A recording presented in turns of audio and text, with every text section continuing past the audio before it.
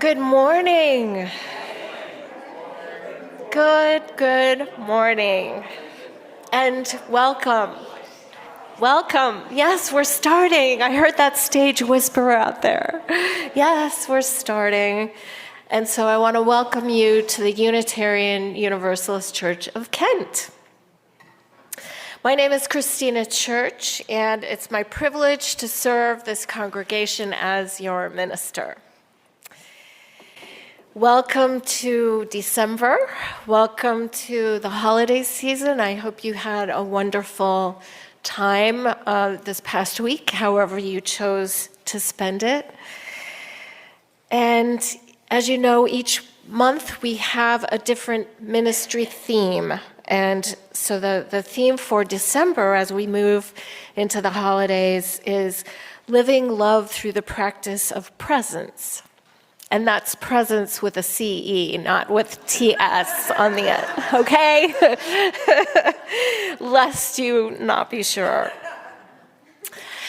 So we are a community that gathers in the sanctuary here, that gathers in a physical way, and we also gather virtually. And so this is a time where we want to take a minute to say hello to the folks that are joining us on Zoom, and it's that camera over there on the side wall.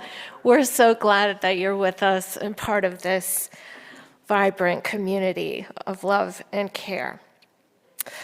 If you are joining us for the first time today, welcome, and we invite you to fill out one of the green cards that should be somewhere near your seat. I don't have an example to show you, but they're about this size, only they're green instead of yellow. And you can give us your contact information if you'd like so that we can keep in touch with you and let you know about what's going on in this community where there's always a lot going on. It can make your head spin. So yeah, I'm sure you want to hear about that and join us for some of our beautiful December events. Now, these yellow cards, on the other hand, are for filling out if you have a big joy or a sorrow in your life that you would like me to share with the community today from the pulpit. You could also just opt to have it just shared with our caring committee, who will reach out to you. So go ahead and fill one of those out and then pass it to an usher, or you can bring it up here to the pulpit. Like I said, there's always a lot going on, and December is sort of multiplied, right? So we want you to know that today is the last day for the giving tree. If you took an ornament, right, in prior weeks, today's the day to bring in your gift for a child in foster care. If you forgot, no worries, you can see Michelle Borer and talk to her about that and work something out. But today was the kind of deadline for that. And then we want to let you know that the Youth Justice Organization here at the church is having their community meal, which we have each Sunday on the first of the month. It's at 5 p.m. All are welcome. Please come and join us. Eat a wonderful meal and help us welcome members of the community. We also have a free store that we share things with them that they might need, like shampoo and toiletries and other things. So if you have something, an unopened something that you could bring, we invite you to do that as well. And now let's get comfortable in our seats and begin to enter a quieter space of worship and reverence.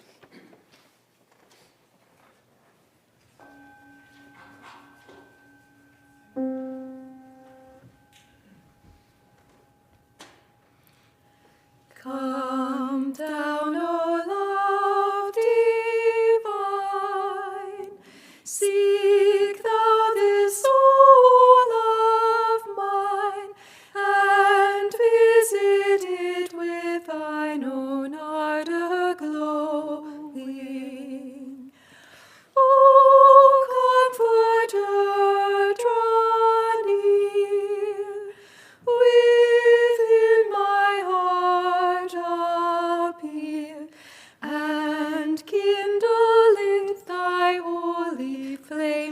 bestowing.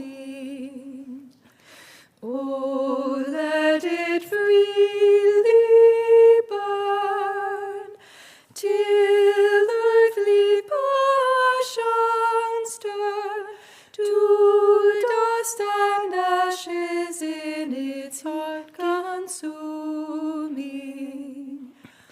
And let its glorious light shine ever on my sight, and clothe me round the while my path illumining.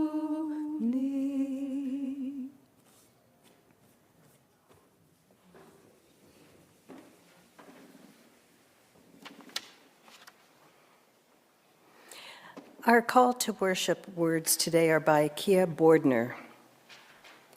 Come together again, gather in love, light the fire of hope, build the foundation. Commit together again, gather in truth, light the fire of freedom, build the entryways. Continue together again, gather in community, light the fire of the future, build the shelter. Come, let us worship together.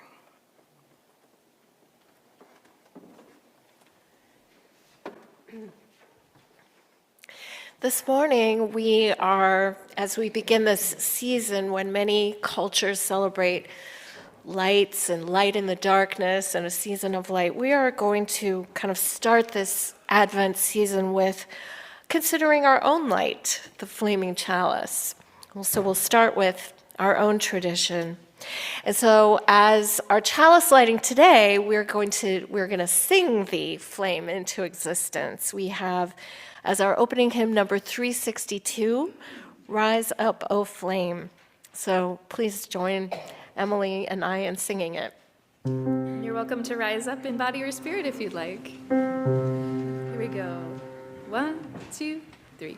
Rise up, O flame, by thy light glowing, show to us beauty, vision, and joy.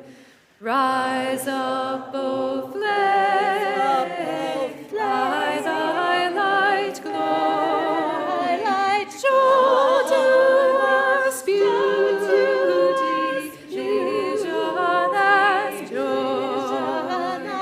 Rise up, O flame, by thy light glowing, show to us beauty, vision, and joy.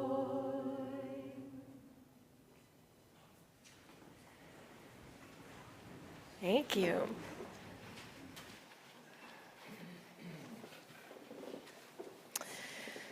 So that is not the only song that's ever been written about our chalice, and we're going to share with you another one today that may be very familiar to this congregation because it was written by Hal Walker, who is a very important part of our community.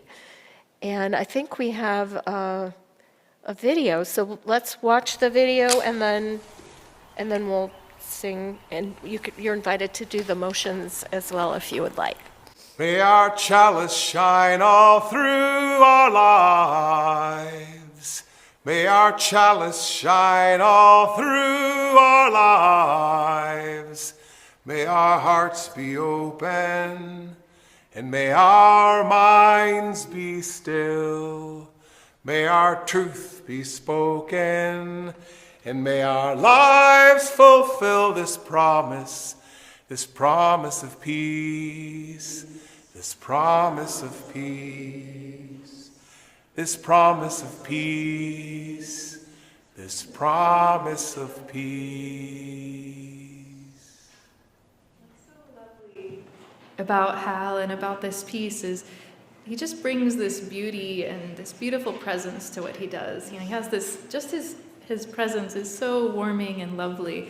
And these movements too, they're meant to call us into some of the possible meanings for the chalice for us. And so we're going to do it again. I want to invite you to kind of connect in with your body and feel your feet, feel your legs, feel your torso, feel your arms, your head. Just kind of feel the presence of your full body. And so some of the movements that we're doing, we're kind of like lighting the chalice. It's just may our chalice, like you're striking a match, all through a shine, all through our lives. So, and then may our chalice shine all through our lives. May our hearts be open. We'll just open up our hearts, right? And may our minds be still. And there's just this feeling of this kind of weight as it like descends on us, this peaceful weight. May our truths be spoken. And I love the way he does it. It's very, it's like very firm. Like we stand in our presence and speak our truths. And may our lives fulfill this promise of peace, bringing our hands to prayer position and bowing to each other, or this promise of peace, or to ourselves, or to our higher power, or to love itself and light, and then this promise of peace, what we share with each other, right? And then as we say this promise of peace, I think it's a lovely moment to kind of tune into our community together.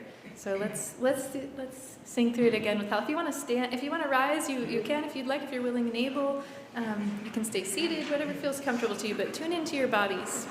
And let's do it one more time.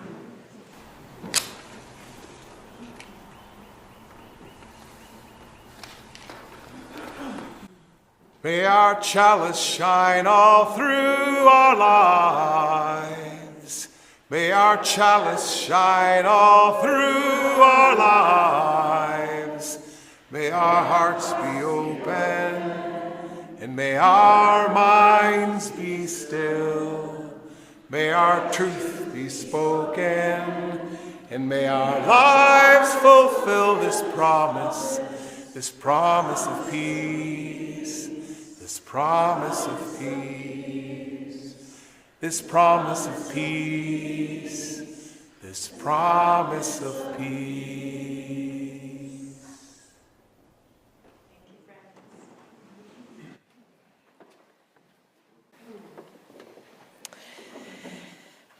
This is a community of love and a community of compassion. And each week we take time to share our hearts with one another, knowing that we are held in the web of life and in the web of community.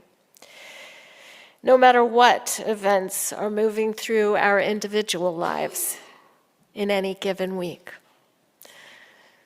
Let us now take some time of silence to listen to our hearts speaking.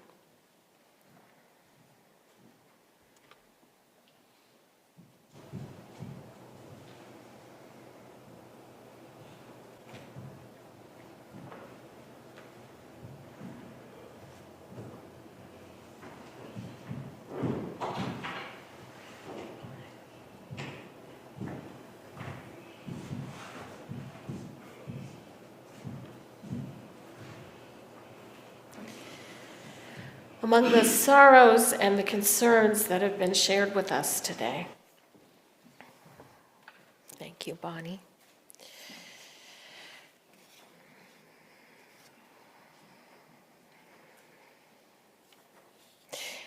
We want to lift up Kat Holtz sharing with us that she's remembering those with HIV and those who have been lost to AIDS, because today is World AIDS Day. They remain in our hearts.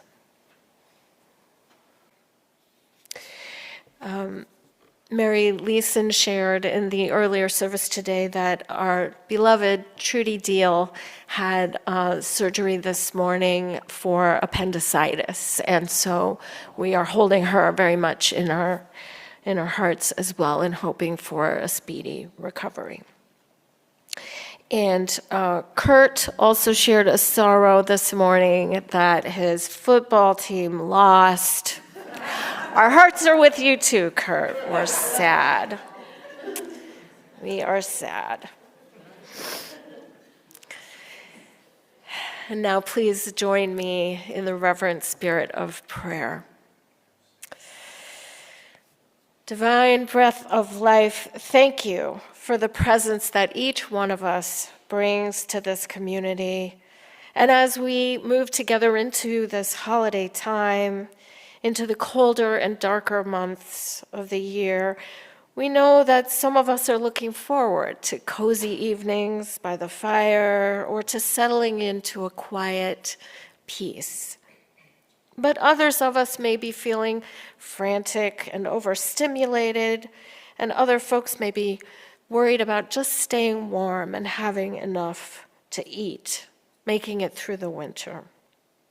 Still, others may be struggling with depression or anxiety, overwhelmed at a world that seems to be so out of balance. So hold us, Spirit of Life, and help us to remember that we don't need to face our struggles alone. Help us to feel each other's presence and care in our lives. Help us to know ourselves as a community, even when we aren't feeling strong. And when we are feeling strong, help us to reach out to others who might need some help. Amen. And we like to end with the community's expressed joys and wonder and appreciation. And we have some lovely expressions of that today. Among the joys that have been shared with us, Kaya shares that she had the joy of going to Chicago and being together with both of her children at Thanksgiving. So we rejoice with you. And Anne Verweeby shares that she's happy to have people join us, happy to have folks join after the service to hang holiday wreaths together. So that is another joyful occasion that you can take part in. We know that each of us experiences sorrow and joy, experiences grief and celebration, and triumph and pain at different seasons in our lives. We affirm that being in religious community means that we're not alone with these emotions, and that others are here to rejoice with us, to mourn with us, and to accompany us on all of life's journeys. We're here with you, we honor you, and we love you.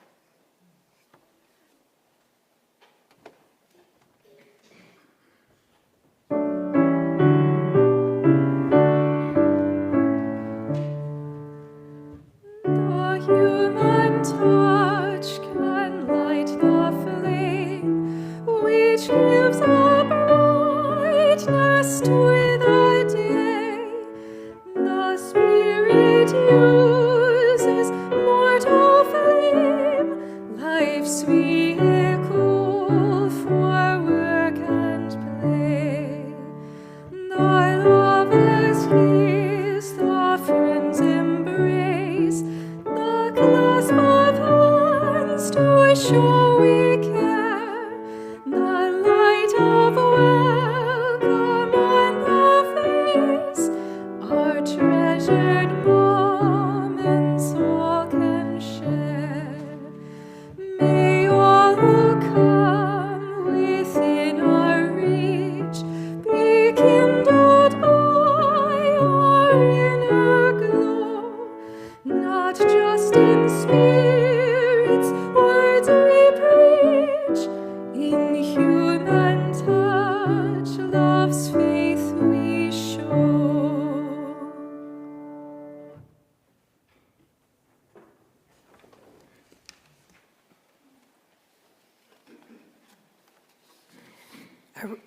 Our reading this morning is by Unitarian Universalist Minister Reverend Susan Ritchie. At its most literal level of meaning, the flaming chalice signals Unitarian Universalist identity. But it has other registers of meaning as well. It suggests the transformations that take place when we are held within religious community. When we light the chalice in worship, we illuminate a world that we feel called upon to serve with love and a sense of justice.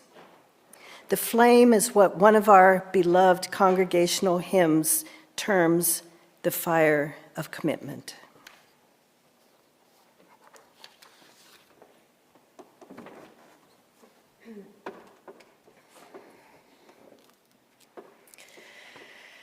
Well, each Sunday we let you know that we light our chalice, and it's the symbol of Unitarian Universalism. Congregations all over the country and even all over the world are doing the same. This cup with a stem and a foot, with a flame inside of it, it can take many different forms. It can be made of many different substances. It can be made of metal or clay or stone or even wood or plastic, but you have to be extra careful with those, right? Have you ever wondered, though, where the symbol came from or what exactly it's supposed to mean? Well, there's a lot about the flaming chalice that is still a bit of a mystery, and maybe we like it that way, right? It's definitely not because this is some ancient practice shrouded in the mists of time. While Unitarianism and Universalism have been around for centuries, the flaming chalice symbol is less than 100 years old. The original concept for the flaming chalice was developed actually in 1941, in the midst of World War II. It was a hastily designed logo that was commissioned by the Lisbon office of the Unitarian Service Committee when the need arose for an impressive official-looking stamp or seal for putting on the identification papers of artists, dissidents, and intellectuals whom the committee was trying to assist to escape Europe because they were in danger from the Nazi regime. You see, the USC, as it was known then, was working in Europe, trying to get as many vulnerable people as possible out of harm's way and into safety. So that's one of the things that I really like about the origins of the chalice, about this story. I love that it arose out of justice work, out of living our values around the worthiness and dignity of every single human being, in an age and in a place where that was being denied. I also love the fact that when Reverend Charles Joy of the Portugal office needed to find a designer for this logo, he turned to an Austrian refugee named Hans Deutsch. In other words, they centered a marginalized, vulnerable person, and they offered him a way for his vision to shine. I really hope that they paid him decently for his work, too. But I don't know the answer to that one yet. I'll keep looking. And I love what Hans Deutsch did with these traditional symbols. You can see part of the logo, and you can probably imagine the rest here on the slide. He combined these symbols to make our flaming chalice. He combined the symbol of the cup or the grail, the chalice, which is, a cup with a stem and a foot, and we sort of play with that sometimes, right? We play with the shape. And this is a feminine goddess symbol in many of the older European pagan religions. And in Christianity, it's, of course, a symbol of communion with the divine through the sharing of a meal and of wine together.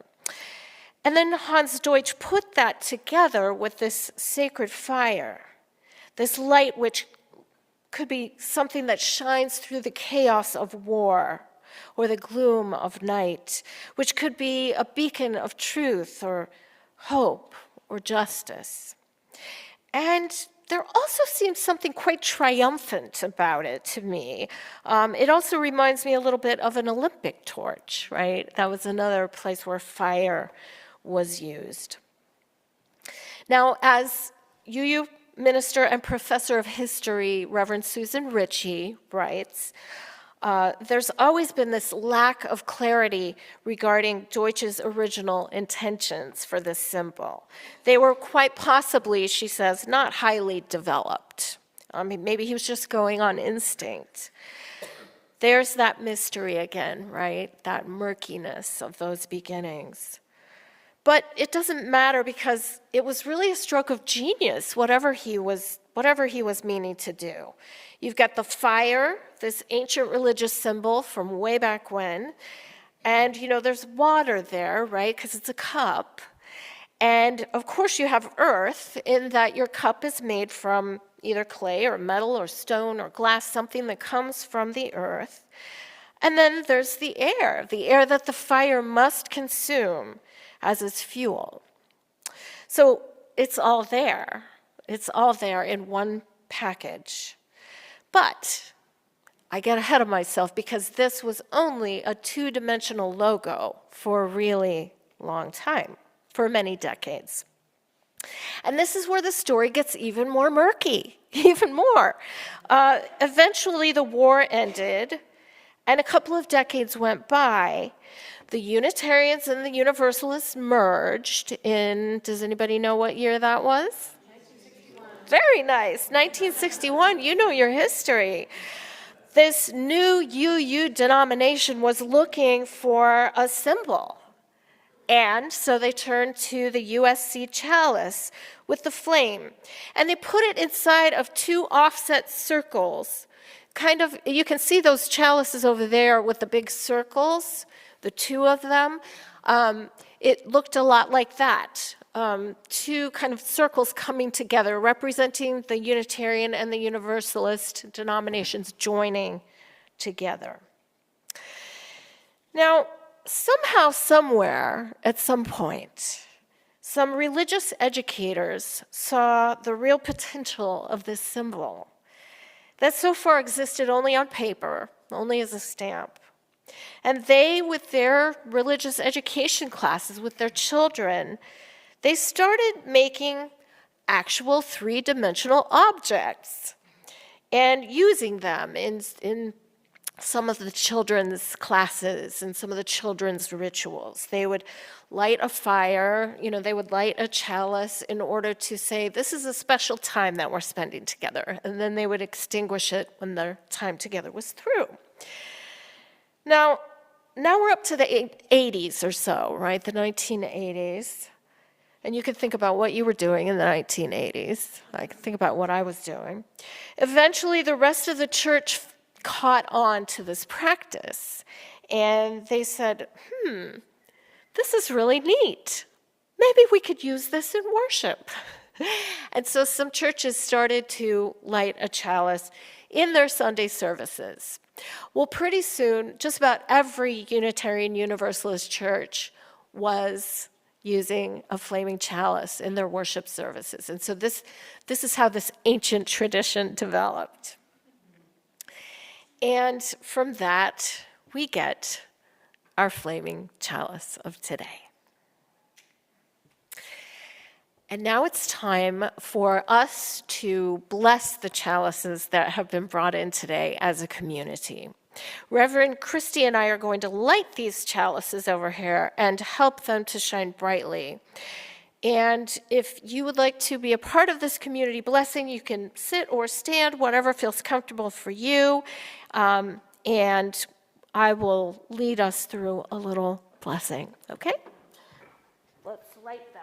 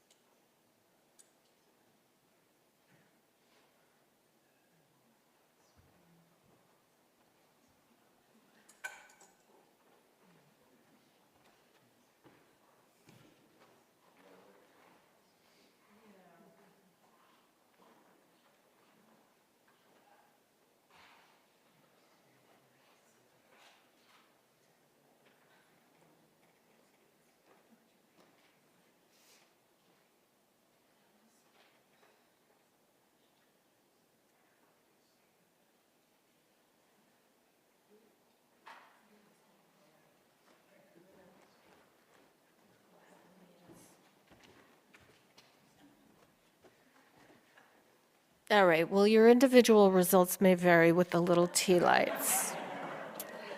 But I invite you now, as our friends continue to light the chalices, that we're going to bless them as a community. So if you would like, you can put your hands towards the table or just sit in a comfortable position, whatever works for you. And I will read the words and you can repeat. May these chalices be cared for by loving hands. May these chalices be cared for by loving hands. May they remind us of our most deeply held values. May they remind us of our most deeply held values. May they never grow dusty with disuse. May they never grow dusty with disuse. May they remind us of the warmth of community, that we are not alone. May they remind us of the warmth of community, that we are not alone. May they reignite the fire of commitment to build the world we dream of. May they reignite the fire of commitment to build the world we dream of. And may they always shine brightly. And may they always shine brightly. Amen. All right, our friends are going to continue working with these wonderful tea lights we've got here. Did we buy trick tea lights? I'm not sure. Do those even exist? I'm not sure. Well, so far I've talked about the origins of the chalice, but I haven't said much about what this all means for us. And that's because, just like everything else in Unitarian Universalism, it's open to interpretation, right? What exactly does the chalice mean? Well, on any given Sunday, it may mean something different to you or to me. It's definitely the symbol of Unitarian Universalism. And so I love that I can see in it all of our core values. I see justice in that the light shines the same on everyone, and equity in that different chalices may be right for different people, and we're open to that. Battery-operated tea lights, maybe, for little kids. Unscented candles for folks who might be allergic. A virtual app for people on the go who just can't be bothered to carry candles with them. And there is a virtual app, and it's really cool. Look into it. I see generosity in the way that you can light an unlimited number of candles from just one helper flame, with no diminishment to that flame. And I see interdependence in that the flame needs the cup and the air and the wax or the oil and the wick. None of these can be a flaming chalice on its own without every other part. I see pluralism in the way the symbol arose across different continents, through many visions, through many hands, many materials, many forms of creativity. And speaking of creativity, I want you to know that Reverend Christy Anderson put together many of these beautiful chalices today, and her creativity just shines through in these beautiful pieces that she assembled. Now, of course, transformation is there also, right? The way the fire transforms the air and the wax into light and heat. Every week, we talk about the light of truth, we talk about the warmth of community, we talk about the fire of commitment, and our opening hymn spoke of beauty and vision and joy. We know that candles in the darkness can be symbols of hope and of resilience. Now, Reverend Charles Joy, remember him from the Lisbon office? He spoke of the chalice flame as embodying the spirit of sacrificial love, involved as he was in the dangerous business of getting people out of Nazi-occupied territories. I love that it has different meanings. I love that it can be what we need it to be, and that it is as shape-shifting as fire itself. And, for that matter, what makes it a chalice rather than just a sherbet cup or a wine glass or a candy dish or a fruit compote? Does it have to be a certain shape? Does it have to be commissioned in a certain way to make it a really, truly UU chalice? Well, let's remember the words of Sophia Lyon-Fahs, UU religious educator, who said that life becomes religious whenever we make it so. When some new light is seen, when some deeper appreciation is felt, when some larger outlook is gained, when some nobler purpose is formed, or when some task is well done. This is why it is not the physical lighting and the extinguishing of the chalice that makes our time together sacred, my friends. It is our collective intention to do so, our presence together as a community that makes our time together sacred. Our chalice merely helps us to strengthen and embody that intention, to make it more palpable. And any and all time, any and all activities, any and all rituals can be holy when we make them so with our attention, our intention, and our sacred presence. So knowing this, we can understand that simply by using a chalice with intention, we make it a UU chalice. It's our attention and our purpose that creates it.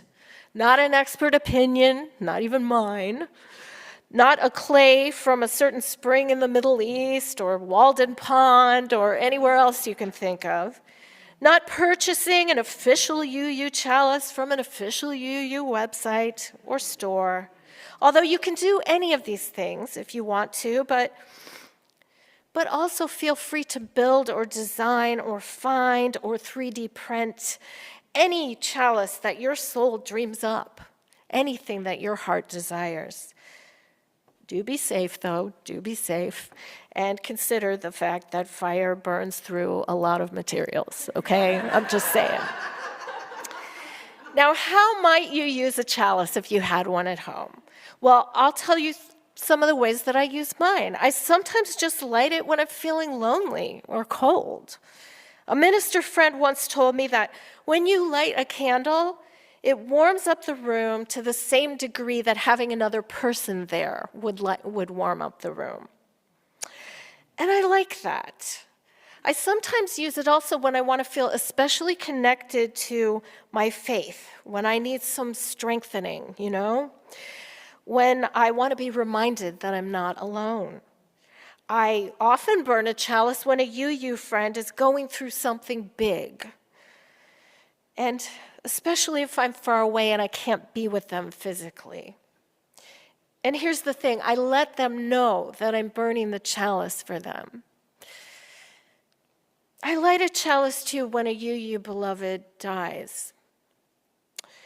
And this one sounds kind of random, but I have this very strong memory of lighting a chalice for Christine Blasey Ford when she testified at the U.S. Senate in connection with the confirmation of Brett Kavanaugh for U.S. Supreme Court. I don't think she's UU, but I burned the chalice for her courage that day. Right? And does it have to be blessed by a UU minister or what? Well, I hope you know the answer to that one by now.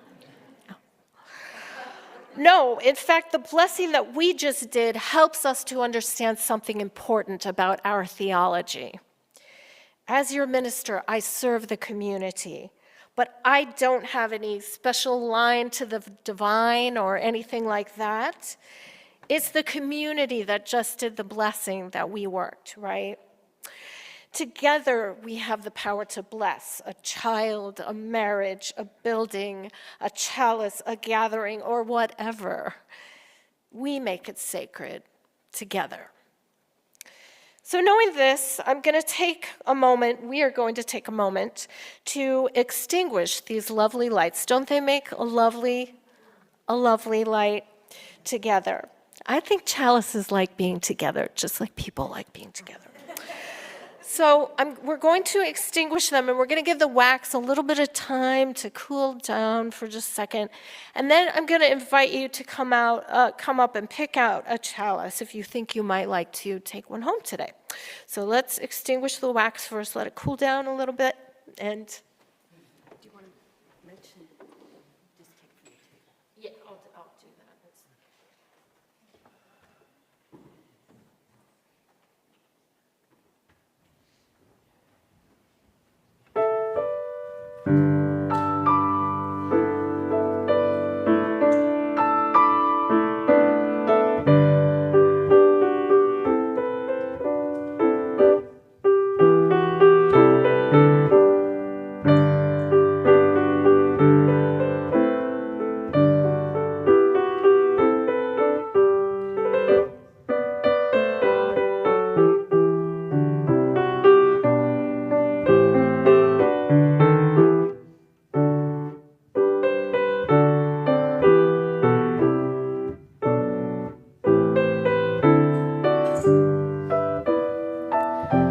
All right, so I want to invite you to come up and pick out a chalice if you think you might like to have one.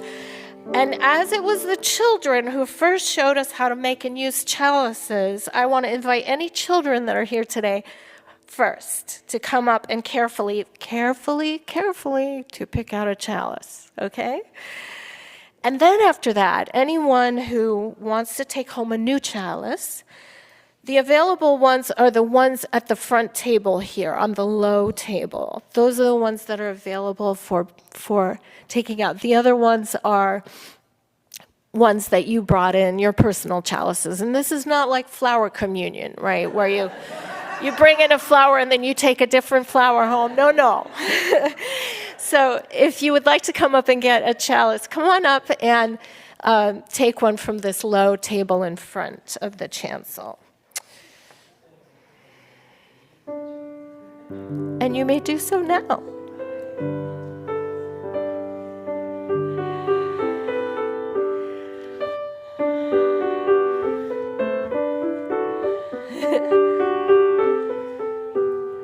And then finally, if you brought one today, you are welcome to come up and take your chalice, newly blessed by the community, home with you.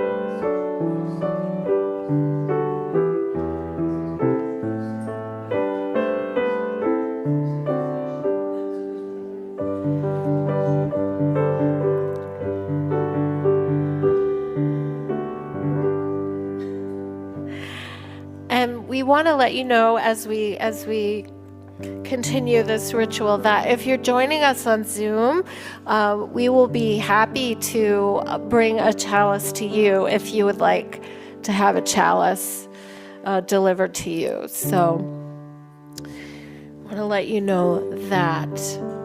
And we want to end here with a wish that whether you're taking home a new beauty or an old friend that's been newly blessed, we hope that your chalice will hold the memory of this community time together.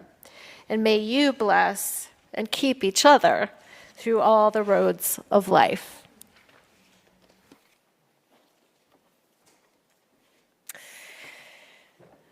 And feel free, if you didn't get a chance, feel free to come up after the service or to take whatever you would like. We now are going to enter into a time where we celebrate the generosity of this community. We freely share our time, our talents, and our treasure, knowing that they're the building blocks that help this congregation to exist, to thrive, and to grow. There are a variety of ways you can contribute, and some of them are shown on the screen. Each month, we also take a special collection to support the work of UU Values by a community organization. And this month's special collection is called Undo Medical Debt. It's an organization that seeks to abolish debilitating medical bills that threaten the well-being of individuals and their households. So, as always, thank you for sharing what you can. Blessings on each gift and each giver.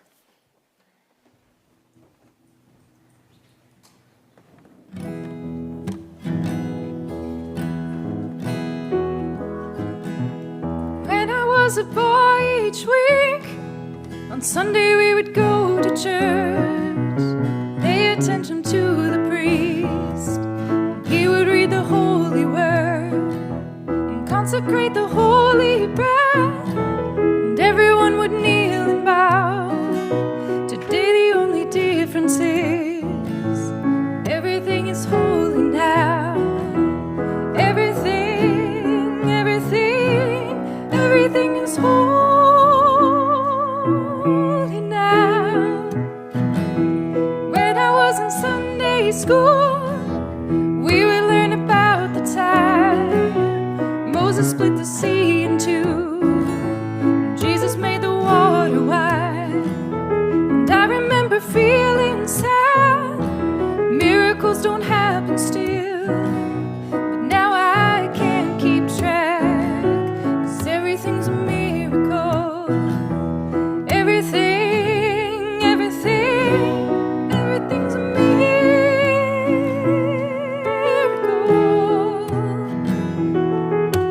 Wine from water is not so small, but an even better magic trick is that anything is here at all. So the challenging thing becomes not to look for miracles, but finding where there isn't one. When holy water was rare at best, barely wet my fingertips, but now I have to hold my breath, 'cause I'm swimming in a sea of it. Used to be a world out there, heaven's second-rate hand-me-down. Now I walk it with a reverent air, 'cause everything is holy now. Everything is holy now. This morning outside I stood, I saw a little red-winged bird shining like a burning bush and singing like a scripture verse. It made me want to bow my head. I remember when church let out. Oh, how things have changed since then. Everything is holy now. It used to be a world half there, heaven's second-rate hand-me-downs.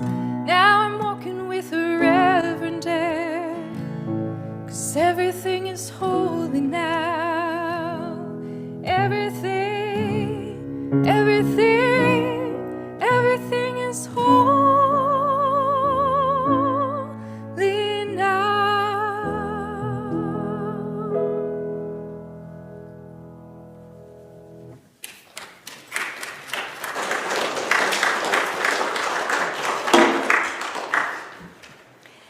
I invite you to rise and join in saying aloud the words for extinguishing our chalice.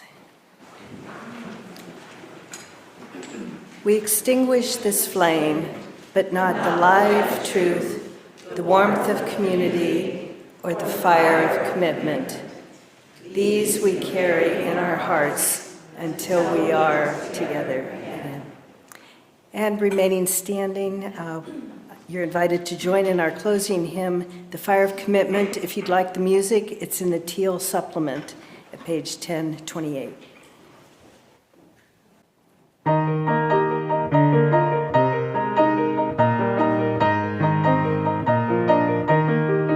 From the light of days remembered burns a beacon bright and clear, guiding hands and hearts and spirits into faith set free from fear.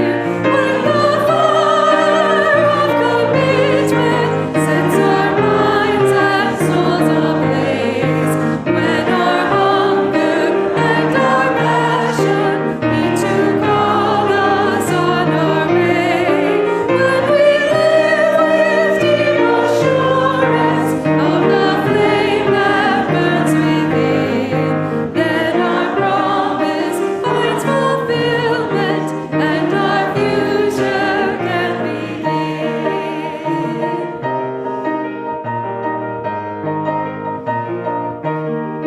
From the stories of our living rings a song both brave and free, calling pilgrims still to witness to the life of liberty.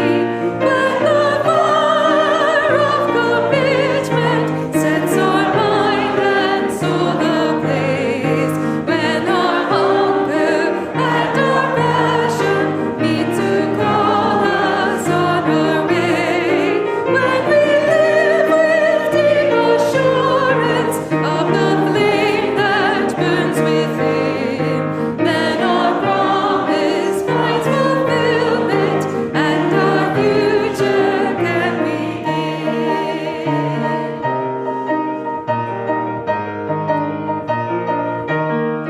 From the dreams of youthful vision comes a new prophetic voice, which demands a deeper justice built by our courageous choice.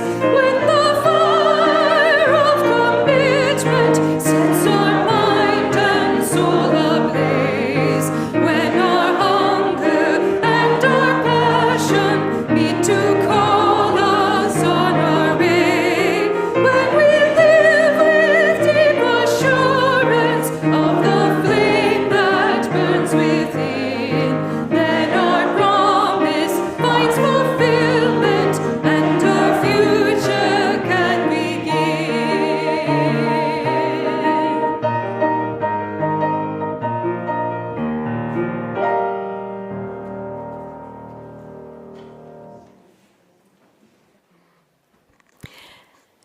Just to let you know before we close this time together, if you are taking a chalice home, there are plastic bags and newspaper and baggies for colored marbles. Feel free to help yourself. We close with this benediction by James Morrison. Within each of our hearts, there's a most glorious light. Go forth and let its spark help you understand what troubles both you and others. Go forth and let its light of reason be a guide in your decisions. Go forth and bring its ray of hope to those in need of help in both body and spirit, that they may find healing. Go forth and fan the flames of passion to help heal our world. Go forth and spread the warm glow of love, pushing back the darkness of the world. Go forth and share your glorious light with the world. Amen.